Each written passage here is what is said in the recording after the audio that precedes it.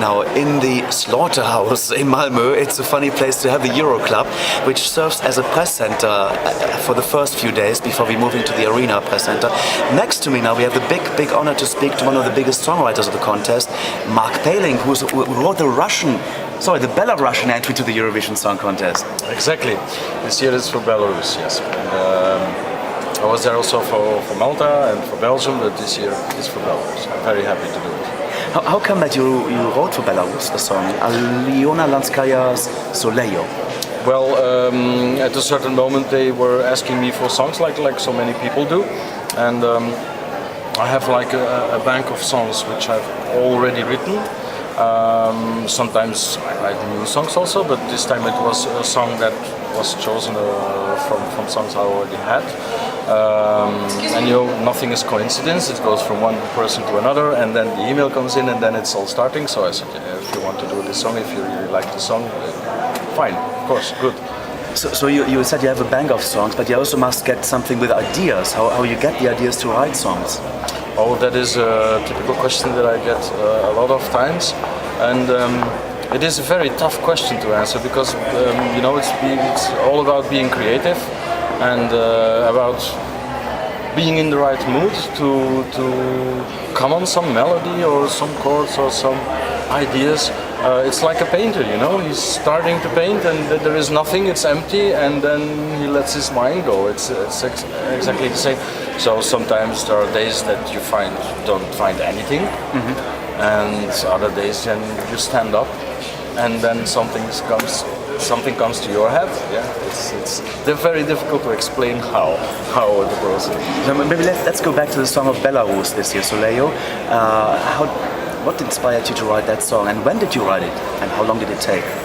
Okay, it was already 5 years ago that I wrote the song.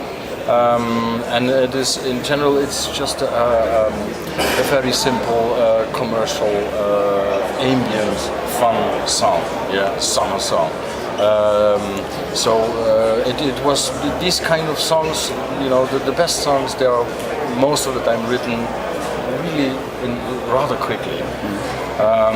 I noticed that the songs that I was really doing a lot of effort for, strange, but these are not usually the songs that are getting the farthest in results, you know.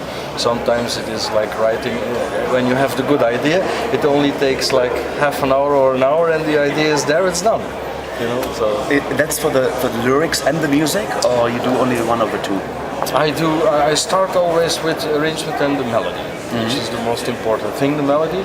And then I write with, for this case I wrote it with Martin King. And but I'm working with other lyricists because I think that writing in English, I think you should be native speaking English. You know, we all know English, but we can never say it in the way native speaking people would do it. So I think you have to leave that up to the people who are, you know, who are the best in their job. You wrote the song for Belarus. Now you use the song for Belarus. Is there any artist on the world you really want to write a song for? Really, this is one of my goals. I would like to write a song for this person. Who would that be? Oh, another tough question. I think, well, then I have to go into my own preference of music. And one of the greatest artists, I think, is Beyonce. Wow. And of course Christina Aguilera. I mean, she's also such a great singer for me. But the thing is, yeah, they have of course they are getting the best songs in the world from all over. Yeah, maybe it will happen one day. Who knows? You know, who knows? I have another tough question regarding finances of because we know our people downloading music now and there's black copies being created. Does writing songs for the Eurovision Song Contest really pay composers? Well, you know, it's a general problem that everyone has now, and the record companies have the same problem. The only thing which is important for us as composers is being played on the radio, because the radios are still the only official media that really is paying us. But of course we lose, like so many record companies, we lose loads of money because there are so many black copies. We know it, but still, I mean. If we go on the internet, there is iTunes. There are still people, of course, downloading it in a legal way, and certainly in Western countries, it's really most of the people I know they are doing it in a legal way. And if they are not doing it, then I always talk about it. I always say like, okay, what if you have to work this month, and at the end of the month you have worked hard, and then I take away your salary? Yeah. What would you say? Then people are like, what? But yes, it is the same. You know, it's the same as stealing something from someone. All right. And then they understand it. Okay, because years ago it was like, oh, it's much too expensive. Okay, but now we're talking about €1.99 for a song, and if you go for the whole album, it's like €10. Before, I agree, it was much more, and it was rather expensive. Okay, no, it's not really expensive anymore. I mean, yeah. And if you only think of the fact that how much money people spend to make video clips or to make a very good recording in the studio, paying the musicians around it. I mean, it's a load of money. And if everybody is just stealing it, then what's the point? That's right. Another tough question for you. How many songs have you actually written for Eurovision? Including national finals. Including the national finals. Oh my God. I have to count that because I don't. I had a lot of them in Belgium because a few years ago it was the system with like I think 4 quarterfinals, 2 semifinals, 1 final, you know. So it was very good for us and for the music. So I had one time I think like 4 or 5 people in the final there, in the national final. So tough question. I know maybe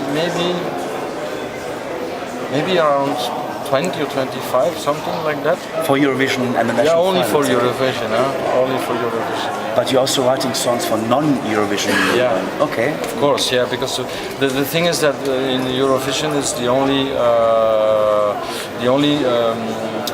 thing where we as composers we are getting a lot of attention from the media. But of course, for other artists, it remains behind the scenes. Of course, Yeah. Well, Germany has got one of the huge songwriters, like you write, Ralf Siegel. Then in Malta we got James Borch and Philip Weller and so on. Do you maybe plan to work together on projects? Would that be an option at all? Of course, it's always an option. I wrote many songs together with other composers. It's not a problem. But I try to do it most of the time with someone who is rather also good in writing lyrics. Okay. Because I rather like to do the music part, and of course together with someone. But if he's good in lyrics, then it helps. Then you are complementary. And sometimes when you are two really only composers, then sometimes it's not easy because there are ideas and there are different opinions. And sometimes it's like fighting against each other. Not fighting like this. No. Competition. Yeah. And you know, so I rather like to work with people who are also really good in lyrics. Last question: what are your plans for after Eurovision in your career in writing songs? In writing songs, well, writing songs is one part of which I do. I'm also working in the marketing business, which has totally nothing to do with music. But apart from that, I'm just writing songs every day when I want to, when I'm in a good mood, and always the best songs are always getting somewhere. You know, and I will certainly continue to provide people singers for Eurovision for sure, because I love to do it. It's fun, and certainly if you have good singers who really want your song, that's so nice. So I will continue doing that. Fantastic. Marc Paelinck, thank you very much for chatting with us, and we wish you all the best of luck this year for Belarus. Thank you.